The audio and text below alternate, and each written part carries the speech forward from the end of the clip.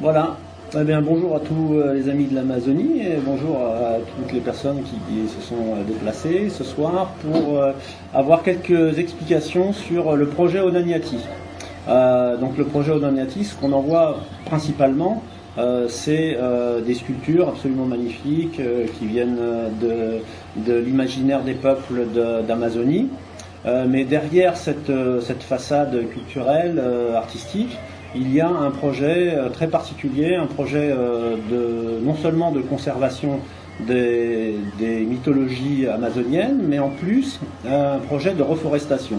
Ce projet de reforestation, nous avons souhaité, avec les artistes, l'alimenter grâce, bien sûr, aux ventes des sculptures, mais surtout, nous avons souhaité qu'il se réalise en partenariat avec les chamans des petits villages là-bas qui sont en train de perdre un peu de leur autorité, qui sont en train d'être un peu méprisés par cette civilisation qui envahit l'Amazonie, qui non seulement détruit les forêts, non seulement pollue les rivières, comme on le sait tous. Je ne vais pas encore donner des chiffres sur la disparition des arbres, sur le nombre d'enfants qui sont intoxiqués par le mercure. Tout ça, vous pouvez l'avoir sur les sites des associations concernées.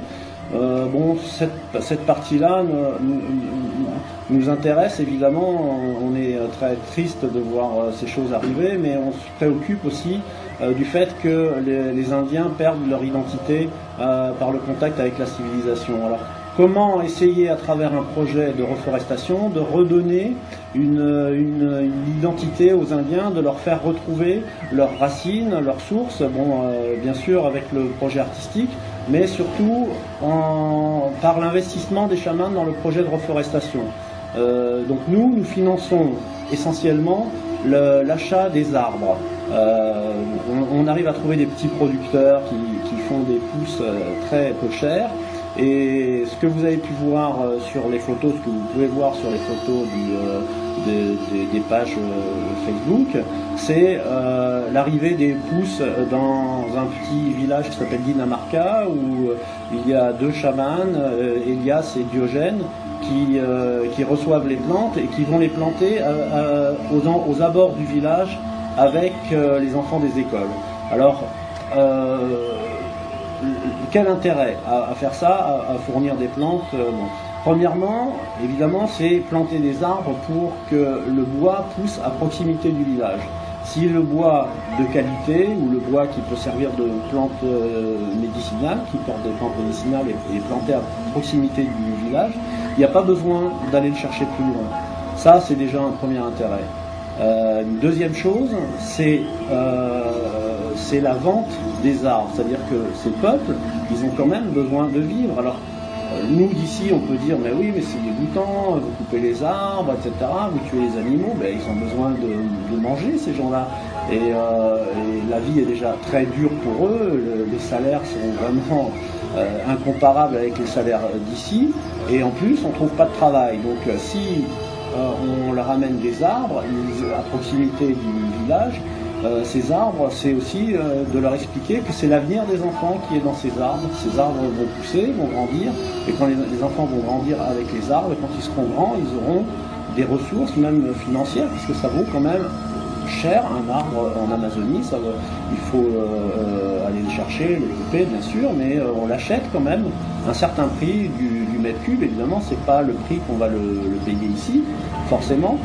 Néanmoins, ça peut permettre à une famille de vivre, quelques arbres chaque année peuvent permettre à une famille de vivre. Donc c'est intéressant de leur expliquer cette méthode, la sylviculture, que l'on pratique en France depuis des années et des années, qui est quelque chose de très courant, qui nous a permis de stabiliser nos forêts, même voire un des seuls pays au monde qui a sa forêt qui s'accroît, la France. Ça permet donc d'organiser ce système de sylviculture. Alors le rôle du chaman dans l'affaire, le chaman c'est quand même traditionnellement celui qui parle avec les esprits, et les esprits de la forêt principalement.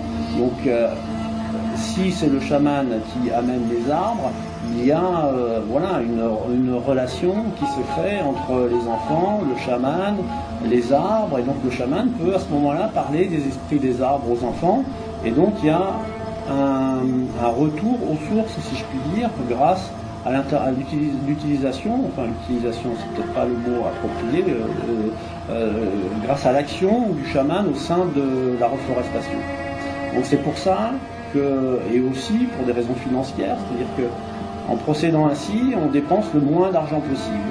On ne monte pas des usines à gaz, on ne fait pas un projet avec des ingénieurs qui interviennent, non, on utilise les techniques traditionnelles, on utilise les gens sur place, les bénévoles aussi, puisque à l'association Onamiati, les artistes sont bénévoles pour suivre les projets, pour nous donner des informations, nous envoyer des photos. Voilà, donc ce projet de reforestation, il n'est pas très visible quand on voit les sculptures, mais bon, il faut savoir que 40% des bénéfices sur la vente des sculptures, ça représente beaucoup d'arbres. Ça représente beaucoup d'arbres, et plus on aura d'arbres, plus on pourra toucher de gens sur place, de gens qui sont respectueux de la forêt, principalement les chamans évidemment, mais on peut aussi toucher d'autres associations qui font le même travail que nous au niveau de la reforestation. Il y a Zéro Reforestation qui fait un très très bon travail, donc il n'y a aucune raison de ne pas leur faire de la publicité ou même de ne pas les aider financièrement si c'est possible, si c'est dans nos capacités. Il y a des petites associations sur place, des petites associations de défense de l'environnement qu'on peut aider également, et des centres d'initiation au chamanisme également, qui sont tout à fait corrects, honnêtes, et qui ont un travail avec leur environnement, qui se préoccupent de l'état de la forêt, qui se préoccupent de la présence des animaux dans la forêt. Donc ces gens-là aussi, on peut les aider. Voilà, grosso modo, ce qui est derrière le projet des sculptures.